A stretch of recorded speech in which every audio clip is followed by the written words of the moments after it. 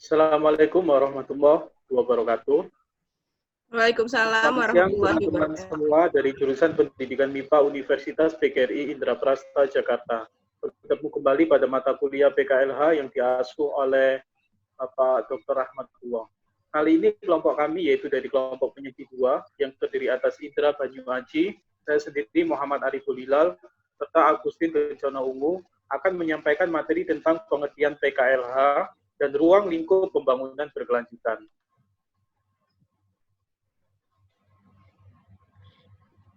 Baik. Kita tahu, perkembangan tidak bisa lepas dari pembangunan fisik dan pembangunan mental. Pembangunan senantiasa harus dilaksanakan secara terus-menerus dan berkelanjutan.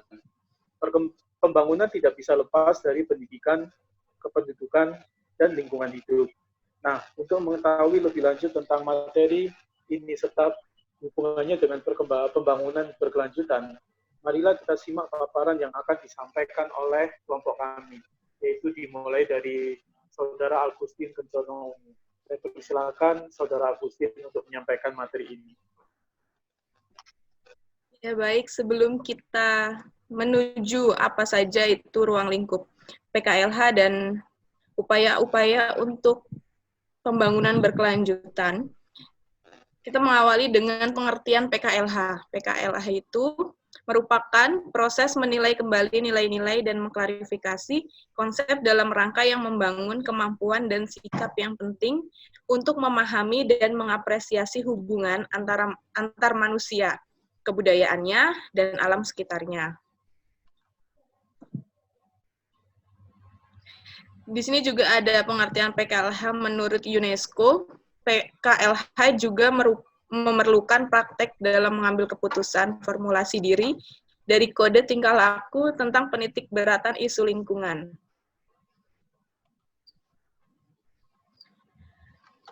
Di sini kami mengambil dari jurnal, yaitu tentang upaya mewujudkan pembangunan berkelanjutan melalui pendidikan lingkungan yang merupakan jurnal karya Iwan Setiawan yang diambil dari jurnal UP.edu volume 1 nomor 7 tahun 2007.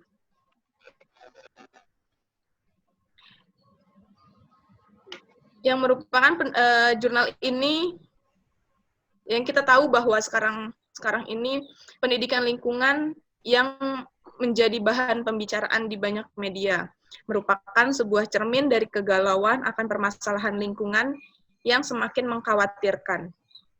Banyak orang yang sudah merasakan dampak langsung dari kerusakan lingkungan yang terjadi pada dewasa ini, seperti banjir, kemarau, berjangkitnya virus, bibit penyakit, dan lain-lain.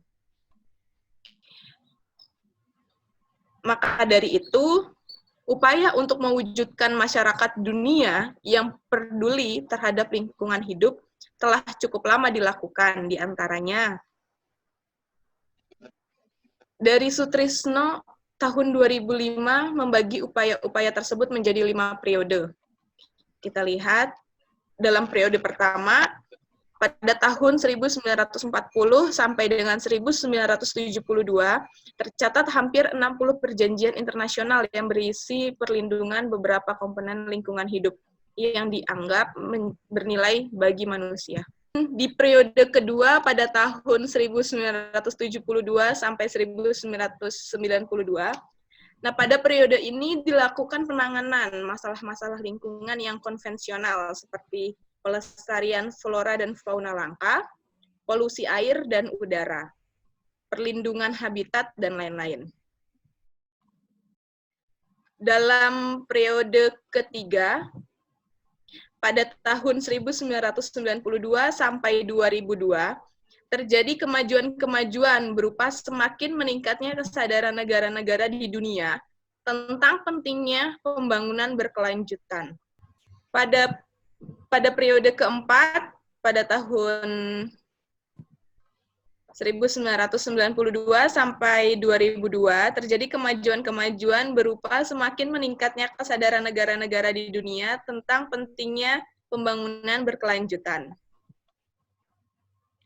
Dan dalam periode kelima, yaitu pada tahun 2002 sampai sekarang, telah dilaksanakannya KTT, pembangunan berkelanjutan.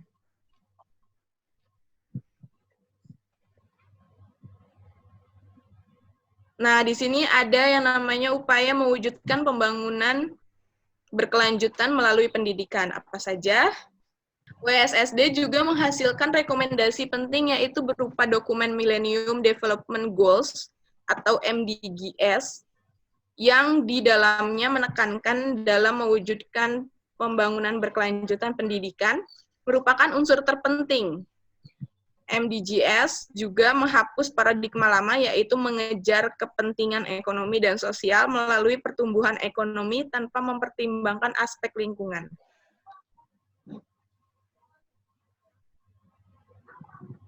Baik, selanjutnya akan disampaikan oleh Indra.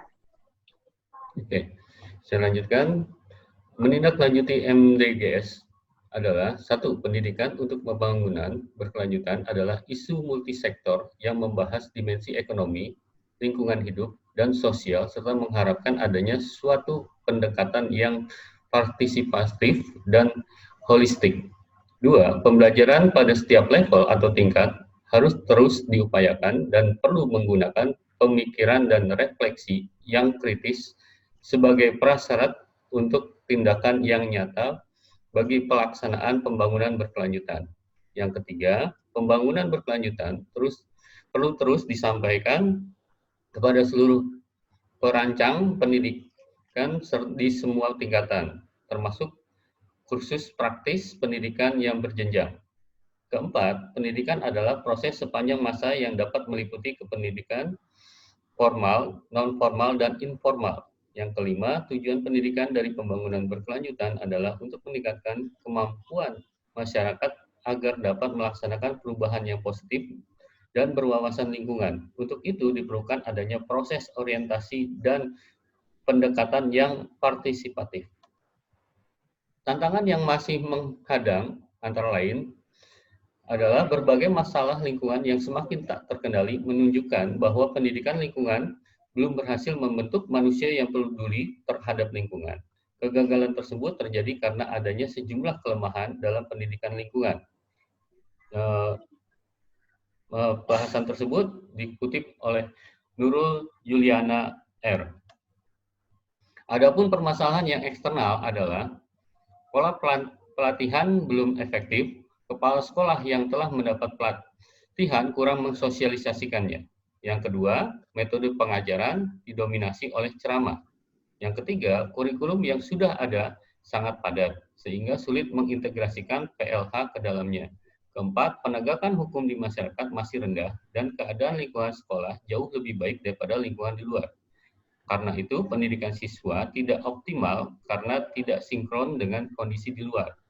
Yang kelima, tidak ada target yang jelas dalam pelaksanaan. Keenam, keterlibatan lembaga yang lain masih rendah. Sebagai penutup, walaupun berbagai lembaga di dunia telah berupaya keras untuk mengatasi permasalahan lingkungan, namun belum cukup memadai untuk mengatasi permasalahan yang sudah sedemikian berat dan kompleks. Upaya yang lebih besar perlu dilaksanakan, tidak hanya untuk mengatasi permasalahan jangka pendek, tapi juga dalam jangka panjang, dengan menyiapkan generasi yang lebih arif dalam memanfaatkan lingkungan. Oke, demikian presentasi dari kelompok kami. Saya kembalikan ke moderator, Mas Hilal. Ya. Demikian teman-teman, sajian materi tentang pengertian PKLH dan ruang lingkup pembangunan berkelanjutan. Semoga informasi yang disampaikan oleh kelompok kami bisa memberikan wawasan yang lebih kepada kita, yaitu khususnya mengenai pengertian PKLH dan ruang lingkup pembangunan berkelanjutan. Sampai ketemu di pertemuan kuliah berikutnya. Assalamualaikum warahmatullahi wabarakatuh.